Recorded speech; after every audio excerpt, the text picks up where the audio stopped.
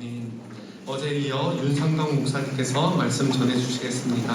하나님께 감사하는 마음과 목사님을 환영하는 마음으로 할렐루야 박수로 목사님 맞이하겠습니다.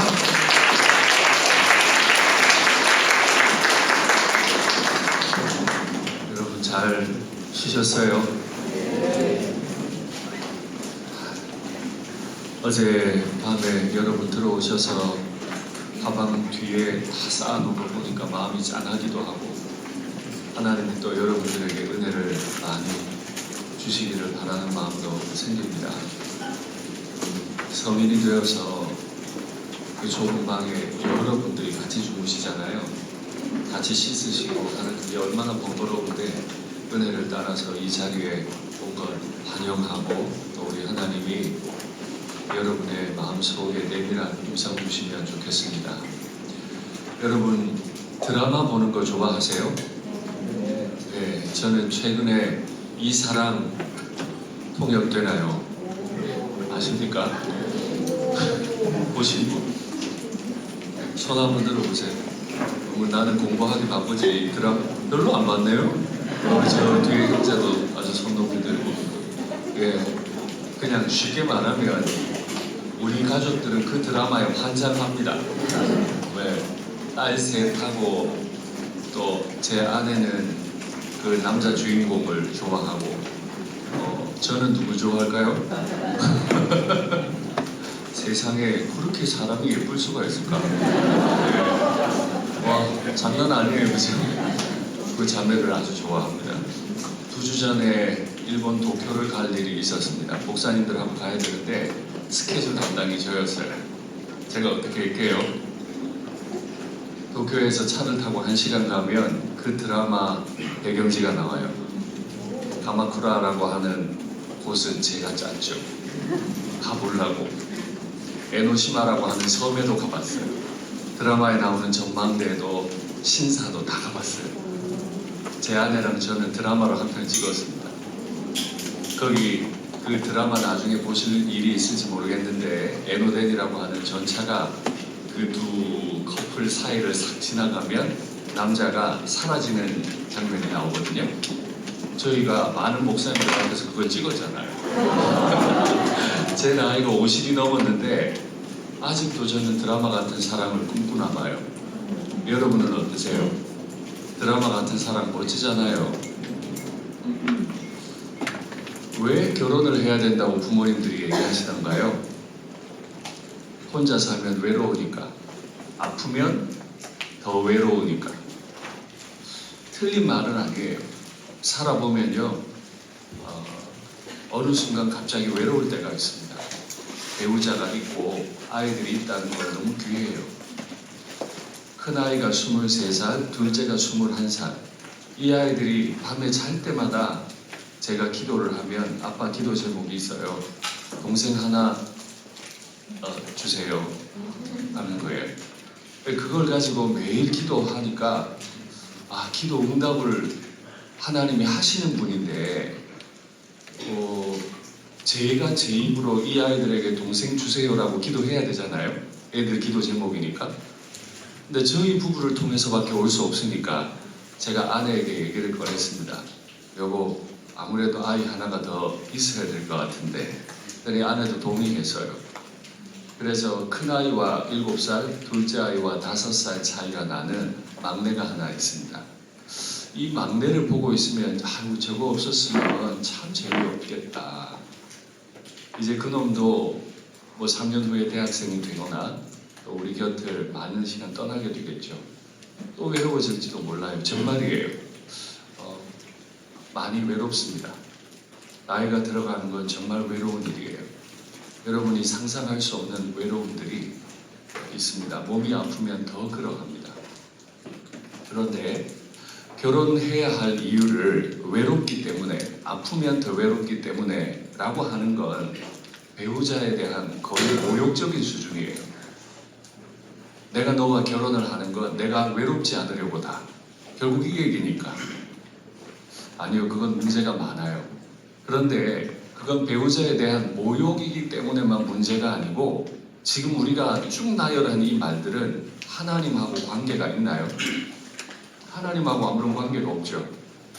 마귀가 우리에게 던져놓는 아주 치명적인 유혹은 교회 생활을 하고 신앙 생활을 하는데 하나님하고 관계없이 생각하게 하고 하나님하고 관계없는 결정을 하게 한다는 겁니다. 결혼을 이야기할 때 외롭지 않으려고 결혼합니다 라고 하는 건 하나님과 아무런 관계없는 생각이에요. 확장해보면 우리의 많은 삶에서 중요한 결정들을 할 때 하나님하고 관계없는 결정을 할 때가 많은데 매우 위험합니다. 하나님이 아담이라고 하는 사람을 지어 놓으시고 생각하셨어요. 혼자 있는 게 좋지 않으니까 내가 그를 위하여 돕는 배필을 지으리라. 지금 저희 교회에서 주일 낮 예배 때마다 제가 창세기를 강해해 가고 있는데 아주 중요한 하나님의 약속을 중심으로 강해해 가거든요. 제가 오늘 설교를 다 해석해 드릴 수 없는 부분들을 여러분이 가능하시면 저희 교회 유튜브 와서 제 창세기 강의를 들으시면 됩니다. 제가 그걸 다 설명하려면 시간이 너무 많이 걸리기 때문에 넘어가도록 할 텐데요. 하나님이 아담이 홀로 있는 게 좋지 못하니 이 구절만 해도 해석해야 될 게 많아요. 근데 넘어가기로 하고 돕는 배필을 지으리라. 여러분 잘 아시는 문장이죠. 여기 돕다라고 하는 히브리어는 에제르입니다. 영어로 번역하면 헬퍼입니다. 돕는 자라는 뜻이고 배필이라는 단어야말로 관형사로 번역이 됩니다. 수식되는 거예요. 크네구도라는 히브리어인데 크네구도는 두 단어의 합성어입니다. 케라고 하는 전치사와 케네드, 네게드라고 하는 히브리어의 합성어입니다. 케는 무엇처럼이고 네게드는 맞은편, 정면 이런 뜻입니다. 그러니까 크네구도의 뜻은 맞은편에 있는 것처럼 정면에 있는 것처럼 그러면 합하면 돕는 배필은 맞은편에 있는 것처럼 서로를 돕는 배필이라는 뜻입니다. 헬퍼라는 뜻이에요. 도와서 뭐 할까요? 하나님 나라의 공무원으로 삽니다. 저는 올해 들어서 우리 교인들에게 하나님 나라 공무원이라는 말을 많이 해요. 하나님이 관사를 지으셨어요. 어디에요? 온 땅 위에 에덴이라고 하는 땅이 있는데 그 에덴이라는 땅에 작은 동산을 하나 만드시죠. 그리고 거기에 아담 부부를 살게 하세요. 하나님 나라의 공무원이니까 관사를 주는 거예요. 관사를. 이 부부는 하나님 나라 공무원으로서 에덴에 있는 작은 동산에 거하면서 온 세상을 다스리는 부부인데 이 부부에게 돕는 배필로 한 사람을 주셨어요. 근데 이 돕는 배필의 의미를 보니까 아담과 하와가 서로 정면에 있는 것처럼 이마를 맞대고 머리를 딱 맞대고 의논하는 거예요. 여보, 어떻게 해야 하나님 나라를 이 땅을 더 잘 다스릴 수 있을까요? 이거 하라고 부부로 만드신 거예요. 외롭지 않게 하시려고가 아니고 두 부부가 잘 의논해서 하나님 나라 만들어 가보라고 이 온 세상을 잘 다스려 보라고 부부가 되게 하셨다. 그래서 돕는 배필을 주시려고 하나님이 말씀 볼까요? 이렇게 하세요. 여호와 하나님이 아담에게서 취하신 그 갈빗대로 여자를 만드시고 그를 아담에게로 이끌어 오시니. 와, 자막팀 너무 잘해요. 자막이 제가 수련회 때는 상당히 많이 쓰는 편인데 어제도 그렇고 너무 잘해주셔서 고맙습니다. 아담에게서 취하신 그 갈빗대로 여자를 만들었다가 첫 번째, 두 번째 아담에게로 이끌어왔다. 갈빗대로 만들었다. 남자의 갈빗대는 여자의 갈빗대보다 숫자가 하나가 적나요? 이걸로 저희 집에서 가정예배 드리다가 애들이 아빠 그래서 남자가 갈빗대가 하나 적대 아닐걸? 찾아봐. 애들이 막 검색을 하니까 아니네? 옛날에 그런 말 많았잖아요.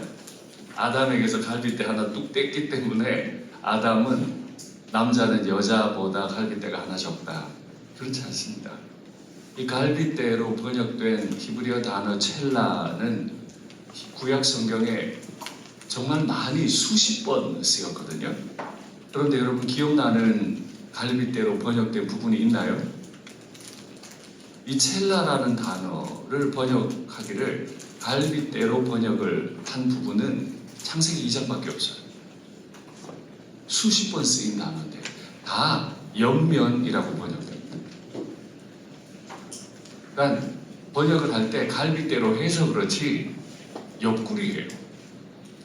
아담의 옆부분을 떼서 지었다는 거죠. 그러니까 이걸 알지 못하면 이제 생각을 이렇게 합니다. 왜 갈빗대일까? 갈빗대는 그래도 여러 개니까 하나 떼도 안전하잖아. 또 어떤 사람들은요, 갈빗대가 복원이 되게 빠르대요. 하나 부러뜨려서 빼도 아담이 덜 아팠을 거라고, 빨리 안 물었을 거라고, 그래서 갈빗대일 거라고. 다 좋은데요. 또 어떤 분들은요, 그래도 머리뼈가 아는 게 어디야, 다리뼈가 아는 게 어디야. 다양한 상상을 합니다. 다 좋아요. 거기 의미 부여하는 것도 다 좋아요. 그러나 제가 거기에 그렇게 동의하는 편은 아니에요. 아담의 옆구리를 뺐습니다. 그래서 하나님이 하와 여자를 하나 만드신 거죠. 그리고 그 여자에게, 남자에게 그 여자를 이끌어 오셨다. 여러분, 결혼이라고 하는 건 하나님이 이끌어 오셔야 되는 겁니다. 저는 우리 교회 청년들에게 결혼하라는 설교도 하고 결혼 안 하는 게 주의 영광을 위해 더 도움이 된다는 설교도 해요. 이 말은 둘 다 성경에 있거든요. 할 수 있으면 결혼하지 말아라. 근데 이 말을 악용하시면 안 돼요. 제가 한번 이렇게 설교했더니 청년들이 집에 가서 아빠 목사님이 결혼하지 말래 라고만 딱 전달을 해서 제가 장로님들한테 컴플레인 되게 받았어요. 저는 그런 의도로 말한 게 아닌데 말이죠. 그러나 일반적인 원리로는 하나님이 결혼 중매인이 되셔서 우리에게 이끌어 오십니다. 보통 우리는 하나님이 이끌어 온다는 생각을 잘 하지 않아요. 반대로 하나님이 이끌어 오시면 대단한 일이 벌어질 거라고 생각하는데 바로 이런 거죠. 아담이 이르되 이는 내 뼈 중에 뼈요 살 중에 살이라 이것을 남자에게서 취하였은즉 여자라 부르리라. 그렇구나. 하나님이 만들어서 하나님이 이끌어 왔으니까 얼마나 내 스타일에 딱 맞을까. 여기서부터 착각이 시작이 되는 거예요. 하나님이 만들어서 나에게 중매를 하시면 내가 그 남자 그 여자를 보면 홀딱 빠질 거다. 아담이 봐. 뼈 중에 뼈요 살 중에 살이라고 했으니까 뼈 살살이잖아요. 이 뼈 살살을 내가 보는 즉시 반할 거다. 아담은 와, 내 스타일인데 이렇게 말하지 않았어요. 착각하시면 안 됩니다. 뼈 중에 뼈요 살 중에 살이라 이 말은 그냥 나라는 뜻이죠. 나라는 뜻이에요. 내 뼈잖아요. 내 살이잖아요. 하나님이 한 여인을 아담 앞에 딱 세우시니까 아담의 반응, 와, 나다! 이거예요. 근데 우리는 자꾸 우리 스타일을 강조합니다. 여러분, 요즘 자기 스타일 찾는 거 되게 많죠? 토요일 밤에 제가 이제 설교 준비 다 마치고 집에 돌아가거나 하면 저희 아이들이 그 연애 프로그램 같은 거 많이 봐요. 솔로지옥 이런 거 있잖아요. 그래서 제가 거기 나오는 자매들도 되게 예쁘고 저는 남자니까 자매들 되게 예쁘다. 근데 살색이 너무 많아. 그래서 보기가 좀 부담스럽다. 안 보면 안 돼? 그랬더니 아빠 들어가자. 예, 맞아요. 거기도 뭐 막 자기들끼리 뭐 연애 연습도 해보는 것 같고 그래서 뭐 마지막에 선택도 하는 것 같고 다 자기 스타일 찾죠. 자기 스타일 찾아서 어떻게 결혼 생활이 원만하던가요? 남자들은 다 몸짱이던데 어디서 그런 돈도 많고 공부도 잘하고 몸도 좋은 대한민국에 그런 남자 몇 명 있을까? 그런 남자 그런 여자들을 뽑아다가 이제는 하다 안 되니까 이혼한 남자 이혼한 여자들도 또 나와가지고 서로에게 막 그러더라고요. 여러분 여기에서 주의하셔야 될 게 있습니다. 자꾸 우리는 우리 스타일을 찾으려고 하죠. 내 스타일인데 우리 스타일이 얼마나 잘 변하는데요. 나중에 아기를 낳고 치열하게 살아보세요. 정말 말도 못합니다. 제가 결혼 생활 하는 동안 우리 교회 부임할 때까지 이사를 11번을 했어요. 집에 돈이 없으니까 집에서 쫓겨난 적도 있어요. 결혼해서 큰아이가 낳는데 살 집이 없는 거예요. 지하방 7평 조금 넘는 지하방에 살다가 나왔는데 갈 곳이 없어요. 그러니까 제 후배가 형 우리 집에 들어가. 그 집이 뭐냐면 자기도 몇 달 후에 결혼한다고 집을 하나 구해놓은 거예요. 하얗게 신혼 도배 다 해놓은 집에 우리 부부가 길거리에 나은 게 생기니까 거기 들어가래요. 염치 없이 할 데가 없으니까 저희 부부와 저희 큰아이가 제 후배 신혼 부부집에 들어가서 먼저 사는 일도 있어요. 1년에 한 번 이사한 적도 있고요. 그렇게 이사하다 보니까 인생이 고달플까요? 안 고달플까요? 고달프죠. 인생 고달프면 싸우게 돼 있어요. 너무 감사한 건 2003년에 결혼했으니까 이제 만 23년 되네요. 봄이면 만 23년. 참 고달픈 일들 많았는데 저희 부부 아직 한 번도 싸운 일이 없어요. 이건 우리 아이들이 우리에게 고맙다고들 인사하는 거예요. 집에 어떤 긴장이 없어요. 고달픈데 왜 안 싸울까요? 제 아내가 제 스타일이고 제가 제 아내의 스타일이어서 그럴 리가요. 저는 요즘도 말합니다. 내 스타일은 고윤정이야. 예쁜데 약간 바보기도 있고 예쁜데 유명한 연예인인데 한 남자만 좋아하잖아. 완전 내 스타일이야. 나는 청순 가련형이에요. 근데 제 아내는 찬바람 쌩쌩이 청년부 때 별명이었거든요. 우리는 청년부 커플인데요. 찬바람 쌩쌩이 별명이에요. 대학부 때 예배 드리러 올 때도 청바지 입은 일이 없어요. 늘 정장이고 머리도 단 한 올도 삐져나오는 걸 허락지 않는 여자예요. 꽉 묶어가지고 정말 누가 봐도 그냥 뭐라 그럴까 외모적으로는 완전 바리새인이에요. 너무 완벽해. 예배 하나 빠지는 일이 없어. 그건 내 스타일이 아니야. 그리고 나는 쌍꺼풀 있는 여자가 좋은데 제 아내는 무쌍이거든요.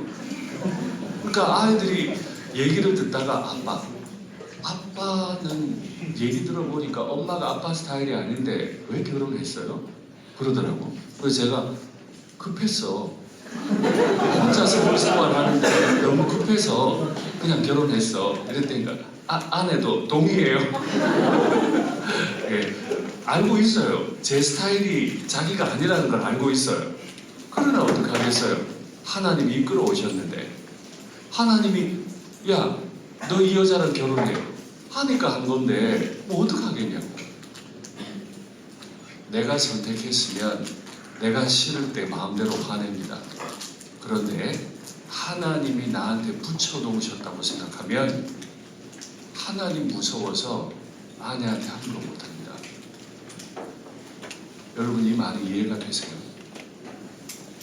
하나님이 내 아내의 뒤에 계시다고 생각하면 내가 내 아내를 향해 어떻게 소리를 지를까요? 내 남편 뒤에 하나님이 서 계시다고 생각하면 어떻게 소리를 지르죠? 저는 여러분들이 여러분 스타일을 만나지 말고 하나님 스타일을 만나면 좋겠어요.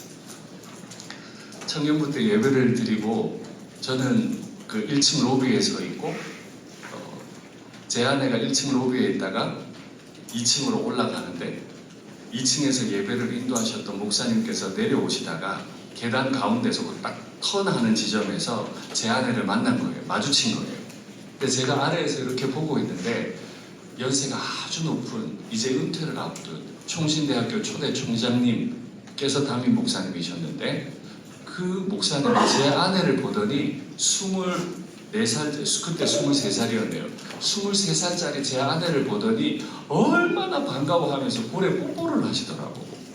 성도들 그렇게 많은 데서. 요즘 같으면 난리 날 일이라 그죠? 근데 저는 밑에서 그 모습을 보다가 제 아내한테 반했잖아요. 도대체 저 자매는 교회 생활을 어떻게 하길래 목사님이 저렇게 좋아하실까? 관심이 가기 시작했어요. 청년부에서 같이 일을 하는데요. 우리 교회에서 그 주변 지역 교회 청년들을 모아서 큰 집회를 한 일이 있습니다. 저도 임원이고 제 아내도 리더였기 때문에 같이 일을 하는데 공교롭게도 그 관심 갔던 자매가 제 앞에 앉아 식사를 하게 됐어요. 근데 그날 나온 밥이 맑은 소고기 국밥이에요. 알죠? 맑은 거 먹으면 여기 이렇게 빨갛게 다 묻는 거. 근데 제 아내가 정말 너무 매력적으로 먹더라고. 다 먹고 마지막 국물도 이렇게 다 틀어서 먹고 마시고 국물도 남기지 않고 다 마시는데 와 그걸 보는데 너무 좋은 거예요. 지금 생각하면 왜 좋았는지 모르겠어요. 아마도 하나님이 저한테 이끌어 오느라고 너는 이렇게 교회 생활 열심히 하는 자매와 결혼하거라. 그래서 교회를 잘 섬기거라. 저는 꿈이 그거였어요. 아내와 함께 아이들과 함께 교회 생활 잘하는 거. 굳이 저를 많이 예쁘게 포장해보자면 여러분 내 스타일 말고 하나님 스타일을 찾으세요. 하나님 스타일은 뭐예요? 하나님 잘 섬길 수 있는 스타일이에요. 고윤정 같은 스타일, 김선호 같은 스타일이 아니고 하나님을 잘 섬길 수 있는 스타일이에요. 우리가 잘 아는 기독교 변증가 C.S. 루이스는 말했습니다. 연애 결혼의 망상에서 빠져나가라. 그리스도인은 내가 사랑의 감정에 빠진 사람과 결혼하는 사람들이 아니다. 그리스도인은 원수라도 사랑하도록 부름받았죠. 맞습니까? 원수라도 사랑할 수 있어야 돼요. 그리스도인은 그래요. 그러니까 원수가 아니면 다 결혼할 수 있다 없다? 대답을 하세요. 원수도 사랑할 수 있다면 원수가 아닌 사람과는 결혼할 수 있다 없다? 당연히 있지. 내 스타일 찾아 고민하지 말아요. 하나님 스타일 찾으면 하나님이 그 안에 진짜로 여러분이 알지 못하는 엄청난 사랑을 막 주실 겁니다. 연애 감정 되게 소중해 보이죠? 저는 여러분들이 연애 감정도 많이 느끼기를 바라요. 그런데 그거 오래 가지 않습니다. 상대에게서 조금만 싫은 것들이 느껴지기 시작하면 그 감정은 금방 사라져버려요. 그 감정 따라 결혼한 사람은 속히 이혼합니다. 못 견뎌요. 그 감정이 없어져 버렸기 때문에. 그래서 우리가 잘 아는 디트리 보네프 목사님은 말했어요. 사랑이 결혼을 지키는 게 아니다. 폭탄 같은 말이죠. 여러분 사랑하는 사람과 결혼해야 그 결혼이 지켜지는 거 아니에요? 근데 보네프 목사님은 사랑이 결혼을 지키는 게 아니라 그랬어요. 반대로 말했어요. 결혼이 사랑을 지킨다. 여러분 오늘 제 설교 마치고 이 문장을 한번 깊이 묵상해보세요. 사랑이 결혼을 지키는 게 아니고 하나님이 내 아내 뒤에 계시고 하나님이 내 남편 뒤에 계시다. 하나님이 우리 둘을 짝지으셨다. 머리를 맞대는 사람으로 하나님 나라를 이룰 사람으로 불러주셨다. 라고 하는 이 신앙 고백이 결혼이라는 시스템이 우리의 사랑이 계속 일어나게 합니다. 사랑하는 여자 내 스타일이기 때문이 아니라는 것.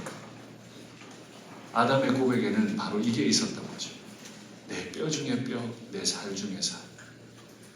하나님이 데려오셨어요. 남자들이 보통 하는 착각. 하나님이 지었으니까 얼마나 예쁠까. 그럼 뭐 저나 여러분은 하나님이 안 지었나요? 하나님이 지어왔으니까 막 하와는 진짜로 예쁠 거다. 성경 어디에도 하와는 예쁘다는 말이 없어요. 근데 사람들 다 속았어요. 옛날에 화가들이 하와를 그린 거 보면 막 그때도 S라인에 얼마나 예쁘게 그려놓는지 몰라요. 왜 그렇게 생각하는 거죠? 하나님이 지었으면 예쁠 거다. 하와는 예뻤다 안 예뻤다가 없어요. 그냥 하나님이 지어서 데려간다. 그걸 보고 아담은 와 나다 이렇게 아름답게 고백한 거죠. 그러니까 하나님이 이 아름다운 고백 위에 이렇게 명령을 주세요. 이러므로 남자가 부모를 떠나 그의 아내와 합하여 둘이 한 몸을 이루어라. 오해 진짜 많은 말. 부모님 떠나라고 그랬다고. 이거 가지고도 몇 번 설교를 해야 돼요. 그러나 다투고. 핵심은 한 몸을 이루어라. 이 한 몸을 이룬다는데 제가 말장난을 한번 해볼게요. 아담이 하나님이 데려온 여자를 보고 뼈뼈살살이라고 말하면서 이름을 붙이잖아요. 남자에게서 났으니 여자라고 하겠다. 창세기에 보면 아담의 중요한 직무 중에 하나가 짐승들에게 이름 붙이는 거예요. 사자가 딱 오면 너는 앞으로 사자라고 할 거야. 이러면 그 존재가 사자가 되는 거예요. 너는 기린이야 하면 기린의 특성을 가지게 되는 거예요. 하나님이 아담에게 이 권위를 주신 거죠. 그 권위를 가지고 자기 앞에 나타난 그 사람에게 너는 남자에게서 났으니 여자라 할 거다. 근데 히브리어로 남자는 이슈이고 여자는 이슈하입니다. 그래서 줄여서 이샤라고 발음하는데 들어보셨죠? 찬송 중에 뭐 이 단어를 넣은 찬송도 있더라고요. 근데 이 단어는 히브리어로 보면 되게 재밌는데 이슈에는 없는데 이샤에는 있는 알파벳이 해라고 하는 히브리어 알파벳이고 이샤에는 없는데 이슈에게는 있는 알파벳 단어는 요드예요. 이 두 단어 서로에게 없는 두 알파벳을 합하면 히브리어로 야가 됩니다. 야는 히브리어로 무슨 뜻이죠? 하나님이죠. 할렐루야, 하나님을 찬송한다. 남자와 여자에게 서로에게 없는 단어 알파벳을 뽑아서 붙이면 거기서 하나님이 나와요. 흙에서 만들어 놓은 이 두 인생을 합하니까 거기서 하나님이 나와요. 근데 또 말장난 해볼게요. 이쉬와 이샤 서로에게 없는 요드와 해를 빼버리잖아요. 그러면 이쉬도 애쉬가 되고 이샤도 애쉬가 돼요. 히브리어로. 히브리어 애쉬는 불이 됩니다. 두 부부에게서 하나님, 야가 빠져나가는 순간 두 부부에게는 불이 붙어버려요. 이 불은 꺼지지 않을 거예요. 죽을 때까지 싸울 겁니다. 못 견디겠으니까 포기할 겁니다. 사랑해서 결혼했잖아요. 여기 청년들이니까 이해하리라고 생각하고 말할게요. 제 아이가 고등학교, 큰아이가, 딸아이가 고등학교 다닐 때 큰아이가 저에게 와서 질문을 하더라고요. 아빠, 속궁합이 뭐야? 민망한 단어인데, 그죠? 속궁합이 뭐야? 제가 심장이 철렁하더라고요. 여고생 딸아이가 아빠한테 속궁합이 뭐야? 라고 질문을 하니까. 왜? 자기 반에 친구가 있는데 엄마가 그 딸한테 얘기를 했다는 거예요. 속궁합 맞춰보고 결혼해야 된다고. 그래서 제가 속궁합이라는 말의 의미를 설명을 해줬어요. 애가 깡그쳐요. 근데 그 엄마가 교회 다녀요. 속궁합 맞춰야 된다. 무슨 말인지 이해할 수 있어요. 하나님 빼고 자꾸 생각하는 거예요. 처음부터 말씀드렸죠. 자꾸 하나님 빼고 생각하는 걸 자연스럽게 여기시면 인생에 불납니다. 다 타버릴 거예요. 여러분이 무엇을 세웠든 하나님 없이 세운 건 다 무너질 겁니다. 반면에 제가 아주 좋아하는 잠언 14장 26절 여호와를 경외하는 자에게는 견고한 의뢰가 있나니 그의 자녀들에게 피난처가 있습니다. 내가 유능한 아빠, 유능한 엄마가 될 필요는 없는데요. 대단한 DNA를 물려줄 수 없어도 괜찮은데요. 내가 여호와를 경외하기만 하면 내 자녀들이 피난처를 얻게 될 거라는 거예요. 여러분, 하나님 없이 공부하고 하나님 없이 일터 생활하고 하나님 없이 결혼을 꿈꾸고 하나님 없이 가정을 이루는 거 되게 매력적으로 보이고 내 스타일에 맞아 보이지만 그 선택은 반드시 불이 날 겁니다.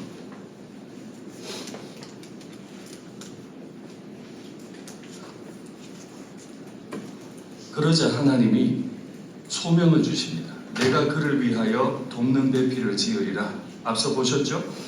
여호와 하나님이 흙으로 각종 들짐승과 공중의 각종 새를 지으시고 아담이 무엇이라 부르나 보시려고 그것들을 그에게로 이끌어 가시니 아담이 각 생물을 부르는 것이 곧 그 이름이 되었다. 말씀드렸죠? 아담이 모든 가축과 공중의 새와 들의 모든 짐승에게 이름을 주었다.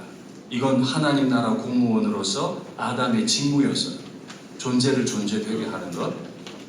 아담이 돕는 배필이 없습니다. 아담의 중요한 직무를 설명하는데 바로 앞절에서 바로 뒷절에서 돕는 배필, 돕는 배필, 머리를 맞대는 사람 이야기가 자꾸 나오죠. 하나님이 왜 돕는 배필을 줬어요? 외롭지 말라고? 아프면 더 외로우니까 더 외롭지 말라고? 어쩔 수 없는 몸의 반응 때문에 속궁합 맞추라고? 그런 거 아니고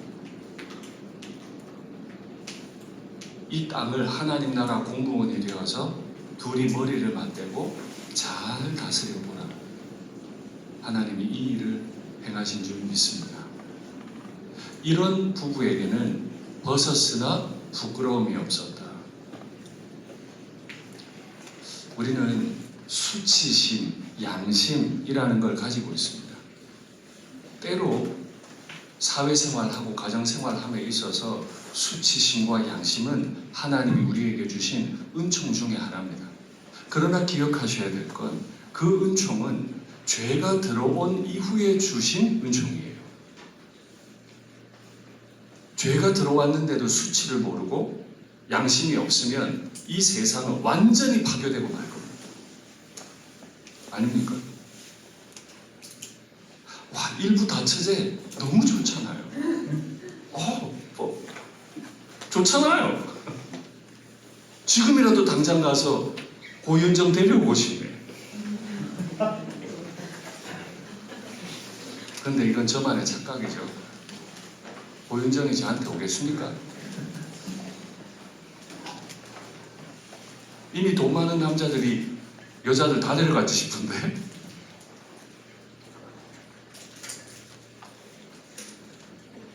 죄가 들어오기 전에는 수치도 없고 수치심을 몰랐어요. 양심이 우리를 지킬 필요가 없었어요. 죄가 없었습니다.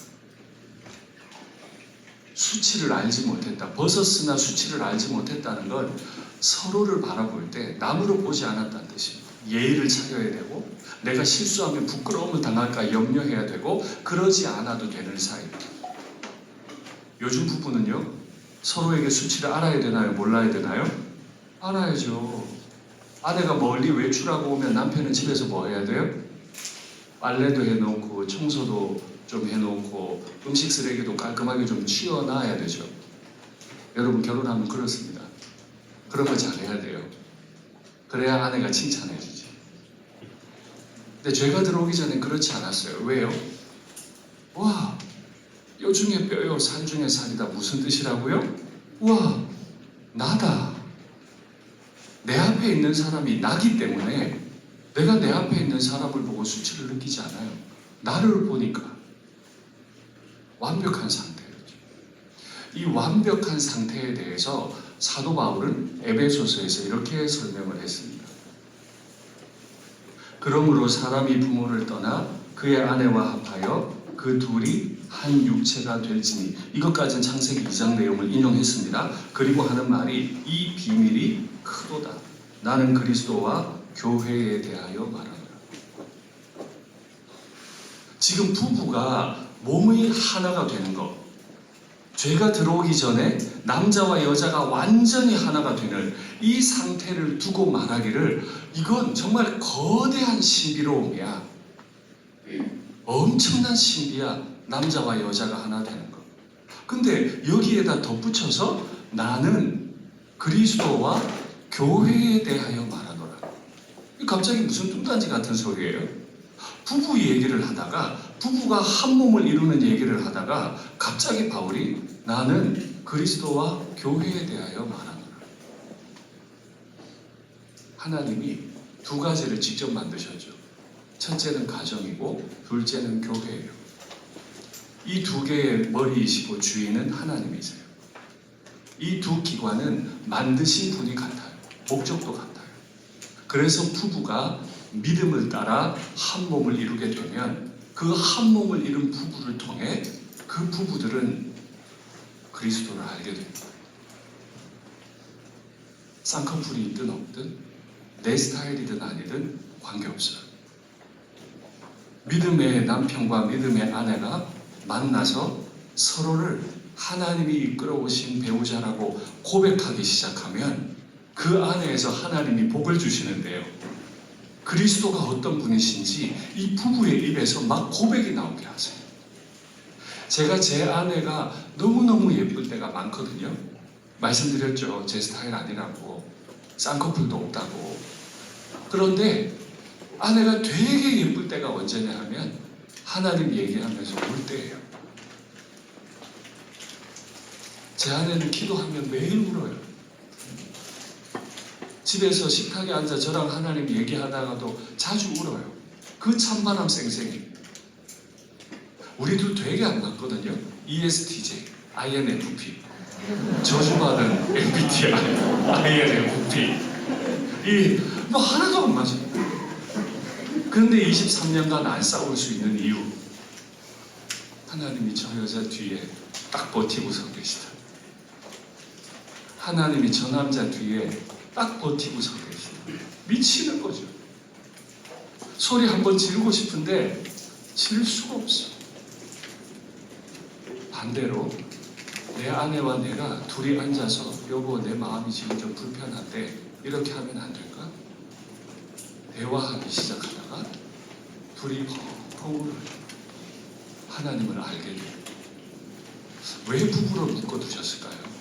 머리를 맞대고 동산관리원, 하나님 나라 공무원으로서 이 땅을 다스리고 또 하나 신약적인 목표, 머리를 맞대고 그리스도의 사랑을 더 깊이 깨달아감. 누가 능히 하나님께서 택하신 자들을 고발하리요? 누가 정죄하리요?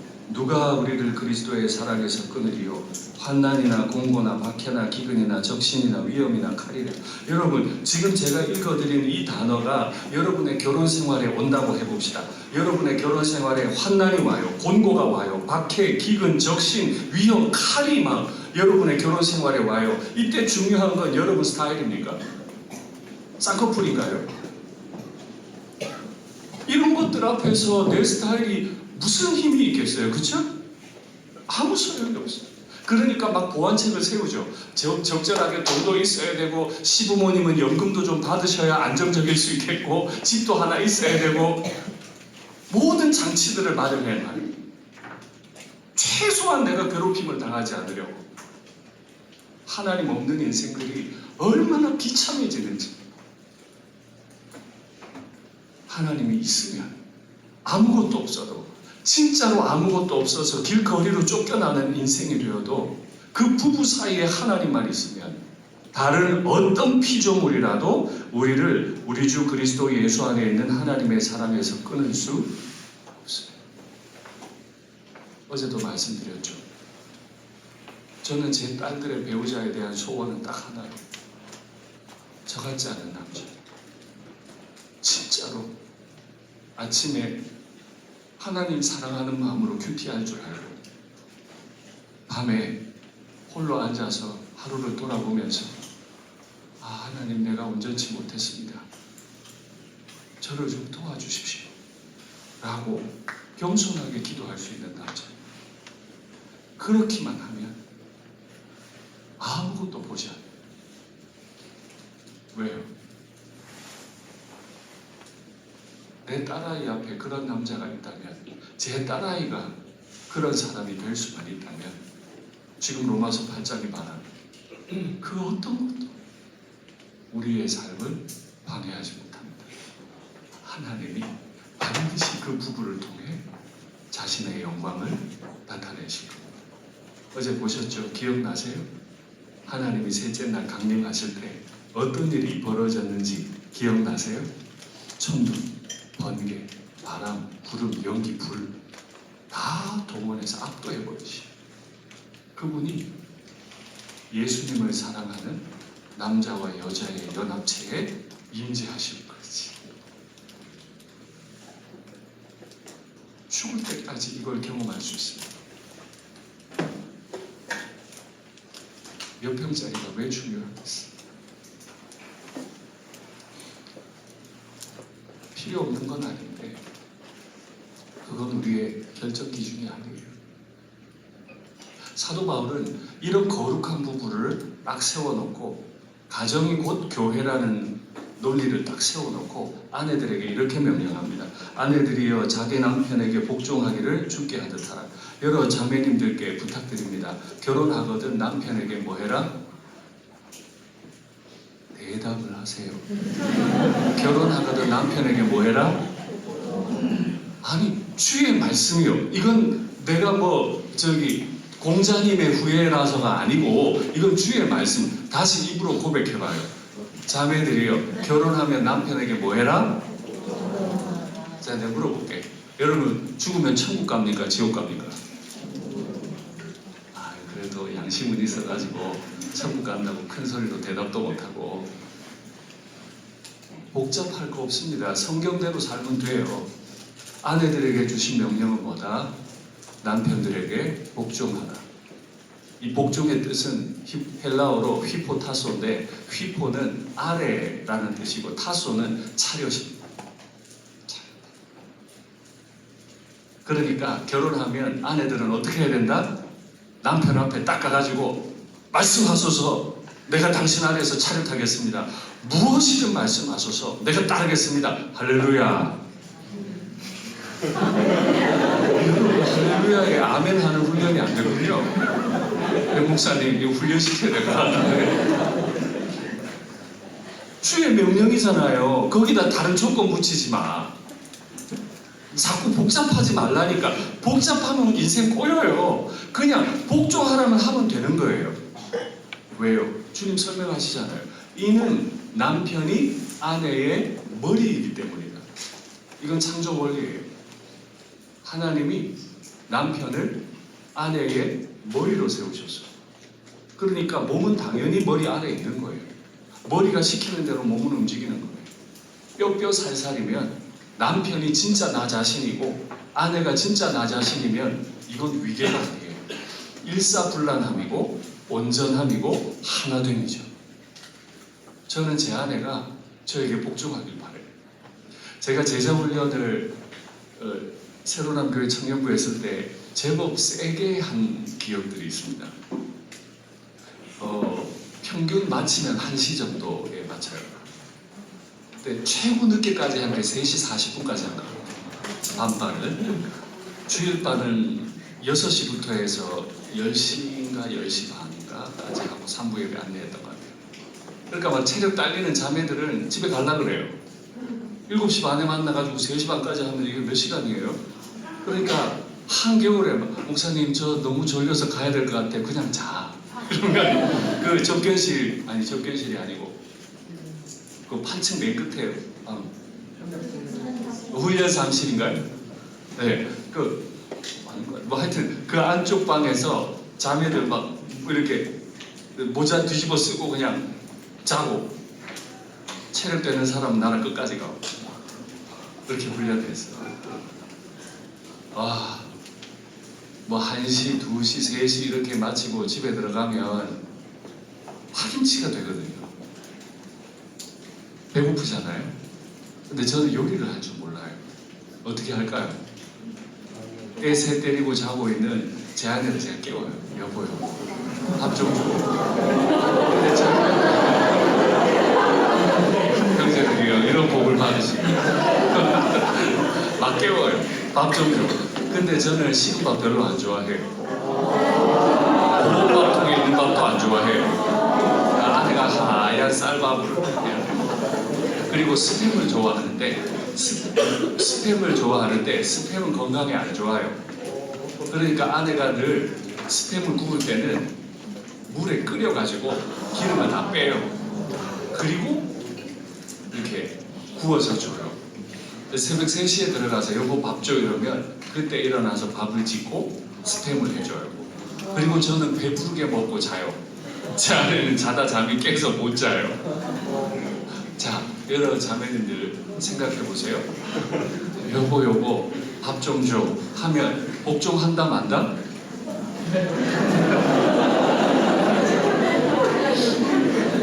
이게 정신이 있나 없나? 네가 애 한번 키워봐라. 한번 바꿔보자. 내가 제자 훈련할게. 이러면 믿음의 가정이 아니오. 복잡하게 생각하지 마. 그냥 결단해. 결단하면 돼. 근데 하나님이 여자에게만 명령을 주지 않으셨죠. 남자에게도 명령을 주셨어요. 그죠? 남자에게 무슨 명령을 주셨나 볼까요? 남편들아 아내 사랑하기를 그리스도께서 교회를 사랑하시고 그 교회를 위하여 자신을 주신 같이 바라며. 아내가 복종하기로 다짐하는 순간 남편은 자기의 모든 걸 다 내줘야 돼요. 요즘도 제가 그렇게 할까요? 안 할까요? 못합니다. 아내 아픈 거 보면 제 마음이 아프거든요. 아내 힘든 걸 보면 제 마음이 아파요. 다시 말해요. 제 아내는 고윤정이 아니에요. 제 스타일도 아니고 청순 가련형도 아니에요. 되게 센 여자예요. 근데 이 센 여자가 아픈 걸 보면, 지치는 걸 보면 제가 마음이 아파서 못 시켜요. 근데 너무 감사하게 딸 셋을 주셔가지고 이제 딸을 시키셨어요. 라면, 물, 디카페인 부탁해. 이러면 애들이 잘도 가져와요, 저한테. 자, 핵심은 이겁니다. 성경대로 따르십시오. 자매들은 결혼하겠거든 남편에게 복종할 마음으로 하십시오. 형제들은 결혼하거든 내 거 없다고 생각하셔야 돼요. 다 내주셔야 돼요. 왜요? 그 뒤에 배우자 각각의 뒤에 계시는 하나님 보고 하나님께 복종하는 마음으로 복종하시고 하나님께 헌신하는 마음으로 배우자에게 헌신하십시오. 그 안에 하나님의 말할 수 없는 영광과 위로와 힘이 그 가운데 있게 될 겁니다. 이렇게 살아가는 사람들에게 하나님이 놀라운 소명을 주세요. 창세기 하나님이 자기 형상 곧 하나님의 형상대로 사람을 창조하시되 남자와 여자를 창조하시고 하나님이 그들에게 복 주시고 이르시되 생육하고 번성하고 충만해라 정복해라 모든 생물을 다스려라. 생육, 번성, 충만, 정복, 다스림 이 5가지 문화 명령을 주세요. 자, 믿음의 사람들에게 주시는 결혼하지 않고 하나님께만 집중하여 섬김 이것도 사도 바울이 우리에게 준 명령입니다. 근데 결혼을 하겠거든 뭐 해라? 생육할 뿐 아니라 번성하고 충만해라. 제가 우리 교인들 어른들께 부탁해요. 요즘 엄마들이 빠꼼해져가지고 애 많이 낳으면 힘든 거 알잖아요. 일단 애 가질 때부터 힘들어. 낳을 때도 고통스러워. 몸 풀 때도 정말 그 기간 동안 너무 힘들고 그동안 내 딸의 커리어 다 망가져. 맞죠? 돈은 또 얼마나 들어가요?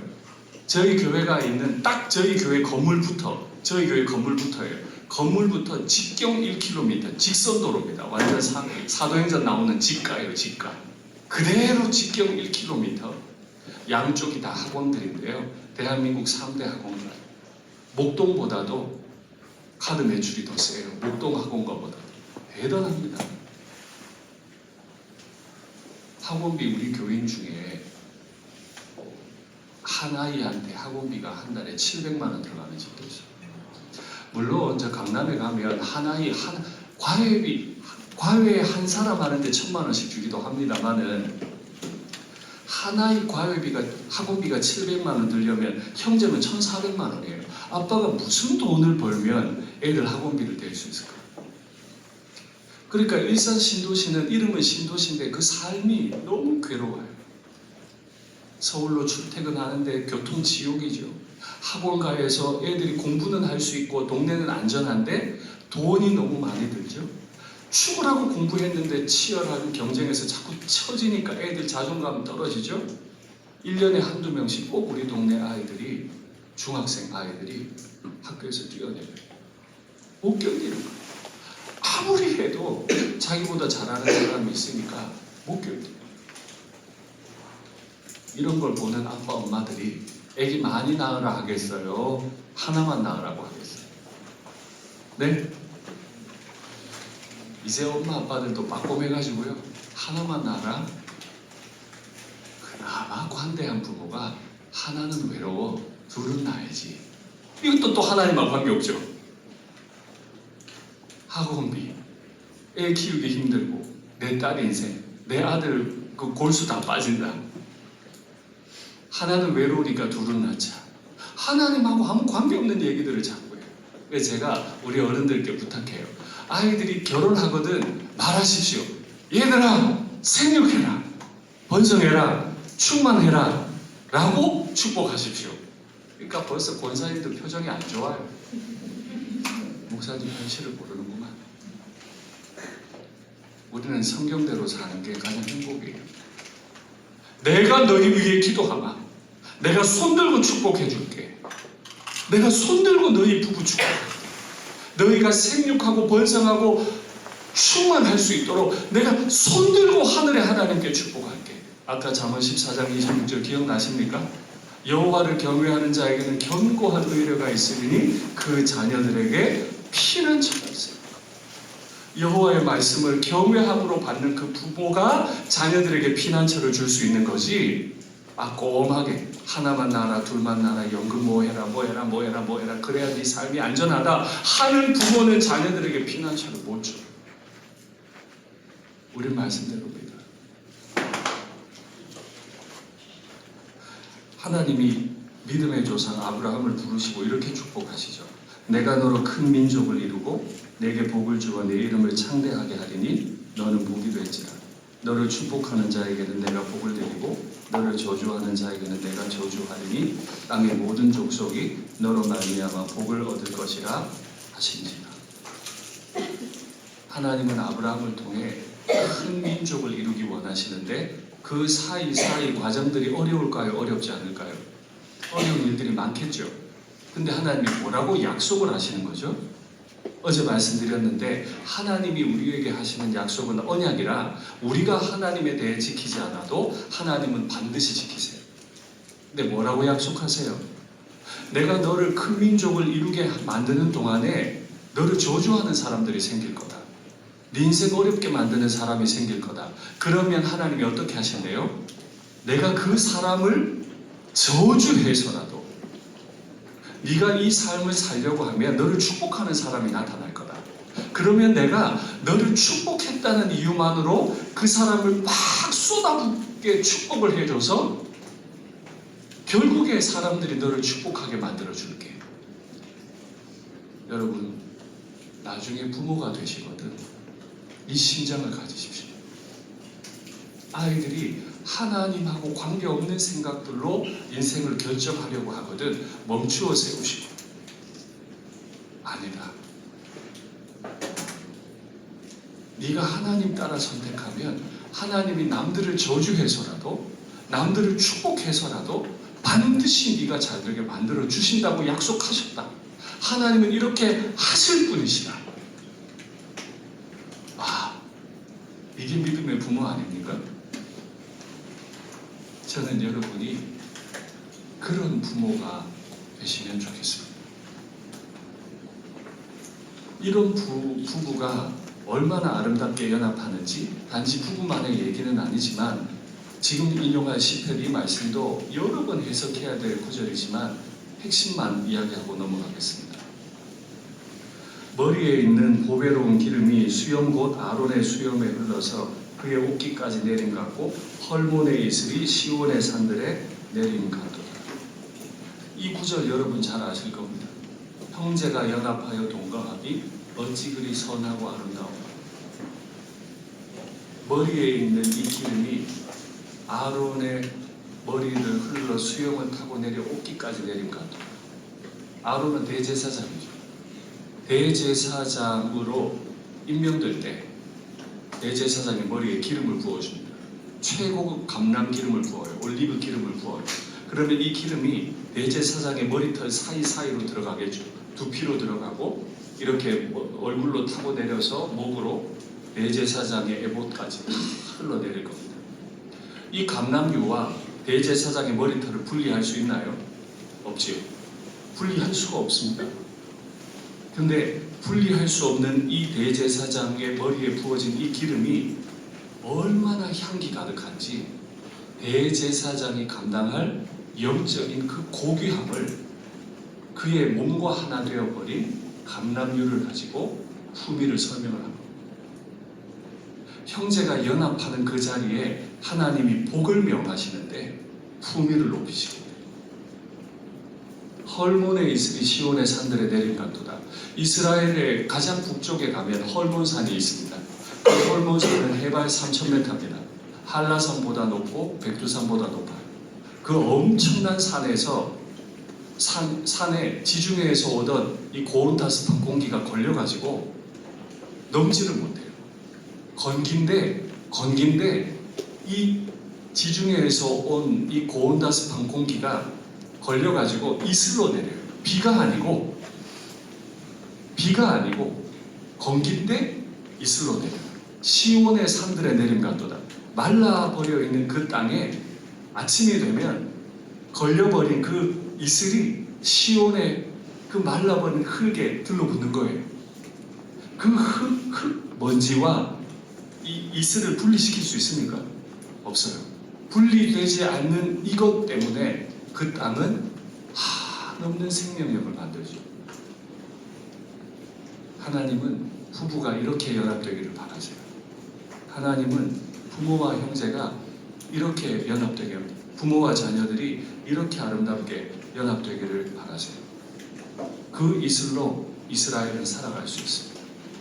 근데 이 이스라엘의 정체를 호세아가 이렇게 밝힙니다. 내가 이스라엘에게 이슬과 같으리니 그가 백합화 같이 피겠고 레바논 백향문 같이 뿌리가 박힐 것이다. 하나님의 은혜를 알고 하나님의 은혜를 고백하는 그 가정에 무엇이 이슬이 되신대요? 하늘의 하나님. 우레로, 번개로, 연기로, 구름으로, 불로 온 백성을 두렵게 만드셨던 그 하늘의 하나님이, 그 엄청나신 하나님이 이슬같이 그리스도인의 가정에 임해 주신다는 것입니다. 여러분, 이런 가정 만들고 싶지 않으세요? 저는 여러분이 이런 가정을 만들기를 꿈꾸면 좋겠습니다. 여러분 스타일 아니고 하나님 스타일. 하나님 잘 섬길 수 있는 사람, 그거면 충분해요. 나와 연합해서 하나님 잘, 여기서 더 넘어가면 안 돼. 그냥 하나님 잘 섬길 수 있는 스타일. 제가 요한계시록 설교하는 걸 좋아하는데 오늘도 어제에 이어서 요한계시록, 신부가 단장한 것처럼 멋진 성이 위로부터 내려온다 그랬잖아요. 근데 그 성의 모습을 볼까요? 그 성은 네모가 반듯하여 길이와 너비가 같은지라. 그 갈대자로 성을 측량하니 12,000스타디온이요 길이와 너비와 높이가 같더라. 정육면체네요. 성 안에서 내가 성전을 보지 못하였으니 이는 주 하나님 곧 전능하신 이와 및 어린 양이 그 성전이시니라.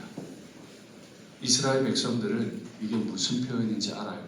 우리는 확 느낌이 오지 않는데 유대인들은 요한의 이 표현을 금방 알아요. 정육면체의 성, 이건 지성소를 말합니다. 지성소는 정육면체거든요. 1년에 한 번 모든 이스라엘 백성 중에 대제사장만 유일하게 들어갈 수 있는 곳, 그 지성소가 하나님을 사랑하며 살았던 사람들에게 신부가 단장한 것처럼 진짜 아름다운 모습으로 내려온다는 거죠. 우리가 죽어서 천국 가면 그 천국은 이 성일 겁니다. 정육면체일 것이고 지성소일 겁니다. 아무도 못 들어가고 딱 한 사람만 들어갈 수 있었는데 우리의 대제사장 예수님께서 지성소로 들어가는 휘장을 여시는 바람에 우리 모두가 그곳으로 들어가게 되죠. 죽어서 천국 가겠다는 사람들이 살아서 천국을 꿈꾸지 않으면 그 고백은 거짓말이고, 내가 나중에 돈 벌면 당신한테 잘할게, 돈 없는 지금은 사랑할 수 없나요? 나중에 죽어 천국 갈 꿈이 있거든. 우리에게 이제 성전이 필요 없이 지성소 되시는 하나님과 어린 양, 그분을 지금 여기서 만나려고 꿈꿀 수 있으면 좋겠습니다. 신년 벽두에 전 세계 기독교계를 완전히 흔들어 놓았던 한 사건이 있어요. 그 이야기를 전하고 마치려고 하는데, 여러분 필립 얀시라고 하는 작가를 아세요? 저도 그분의 책을 참 좋아했습니다. 진짜 하나님의 은혜를 쉽게 아주 감성적으로 잘 설명했던 사람이거든요.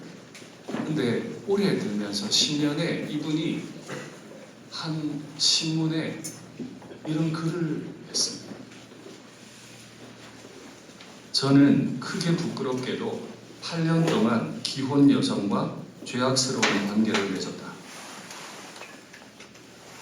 필립 얀시.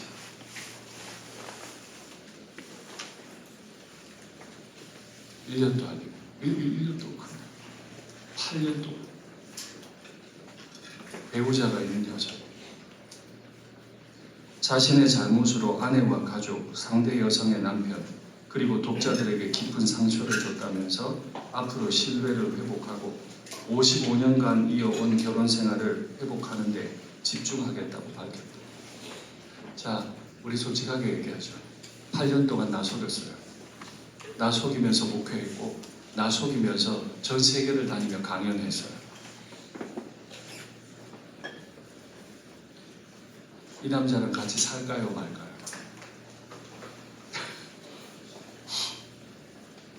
살까요, 말까요? 이 순간에도 뭘 봐야 돼요? 이 순간에도 뭘 봐야 돼? 필립 얀시 뒤에 누가 계시다? 미치겠죠? 그렇게 안 보고 싶죠? 그죠? 그의 아내 자넷 얀시가 똑같은 신문에, 제가 인용한 신문이죠.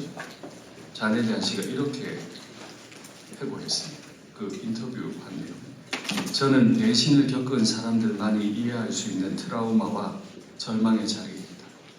왜 안 그렇겠어요? 남편이 필립 얀시.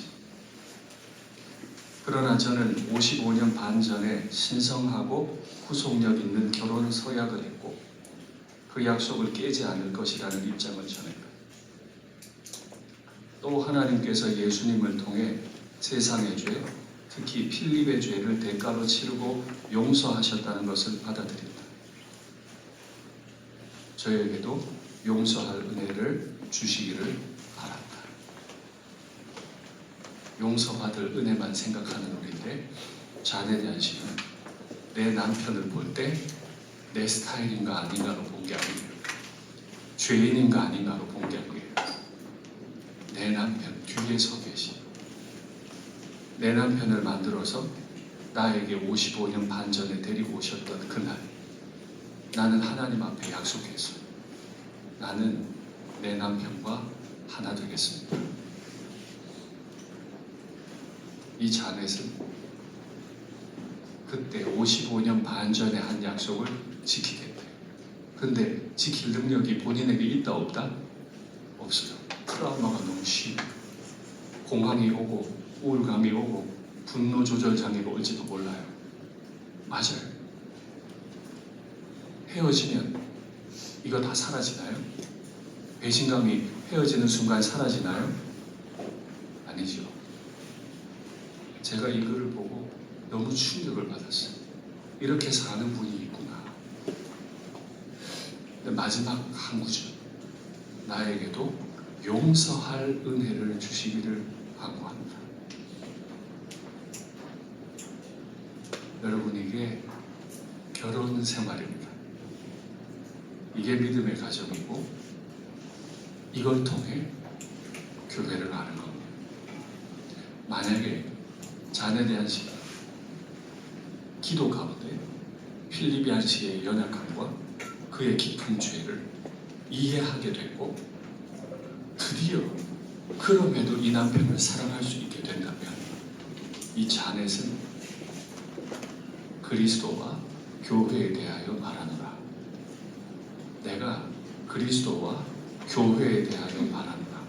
한 이 구절의 의미를 세상 누구보다 잘 알고 필리비안 씨도 마찬가지죠. 내가 어마어마한 죄인인데 내 아내가 고통 가운데서도 나를 용서해 준 그 은혜를 생각하면서 그리스도께서 내 죄를 어떤 고통을 당하시면서 용서하셨는지 깊이 깨닫게 될 겁니다. 저는 여러분들의 결혼 생활이 평안하기를 바라고 은혜만 넘치기를 바라지만 결혼 생활은 믿음의 사람들에게 결혼은 가정은 곧 교회를 이루는 것입니다. 교회를 지으신 분께 우리 부부가 연합해서 영광을 드리는 삶입니다. 말씀을 맺겠습니다. 감당할 수 없는 이야기죠. 세상 가치와 너무 다르죠. 그러나 하나님은 우리가 이런 삶을 살기를 바라세요. 이런 삶으로 우리는 부름받았는데 결단하시고 우리가 무엇을 하든 하나님 중심으로 살고 하나님 인도 따라 살아서 여러분의 삶이 평안하고 쓰임새 있고 열매 충만하기를 시간이 흐를수록 하루치만큼 하나님 사랑을 더 많이 알게 되기를 간절히 바랍니다.